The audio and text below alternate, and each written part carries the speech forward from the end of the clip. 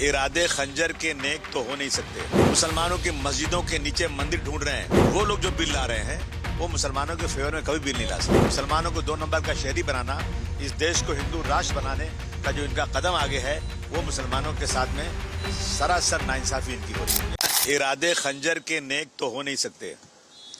जिन लोगों ने आज तक सरकार आने के बाद मुसलमानों के हित में एक भी काम नहीं किया, मुसलमानों की मस्जिदों के नीचे मंदिर ढूंढ रहे हैं, मुसलमानों की मस्जिद के बाहर, जबकि मंदिर भर जाने के बाद बाहर पूजा करने लोग खड़े हो सकते हैं, लेकिन मस्जिद भर जाने के बाद बाहर नमाज नहीं पढ़ते, पढ़ेंगे तो पासपोर्ट कैंसिल होगा और उनका लाइसेंस कैंसिल होगा।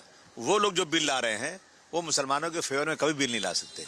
वो इस जमीन पे कब्जा करना है, हमारी वो जमीनें जो हमारे बुजुर्गों ने मस्जिदों के लिए, कब्रिस्तानों के लिए जो वक्फ किया हुआ था, उस जमीन पे इनकी नजर है और ये मुसलमानों के हित में काम कर ही नहीं सकते। इन्होंने जितना काम किया है सब मुसलमानों के खिलाफ किया है।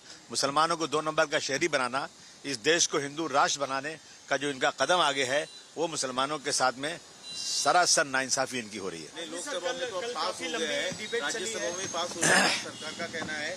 अब विपक्ष का स्टैंड क्या होगा, आपकी पार्टी का स्टैंड क्या होगा? ऐसा है कि अब पार्टी से बात करेंगे, अभी पास हो रहा है, अभी भी बाकी है। राज्यसभा में पास तो हो जाएगा, पक्का है, क्योंकि इनके पास मेजोरिटी है, मेजोरिटी के बेस पर पास होता है।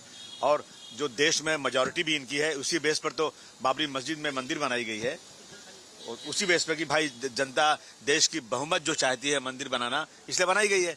तो ये इस अहंकार में, इस मेजोरिटी में कुछ भी पास करते हैं, लेकिन हम बहुत ही जबरदस्त तरीके से बोलते हैं, हम इस बिल का विरोध कर रहे हैं, करते रहेंगे।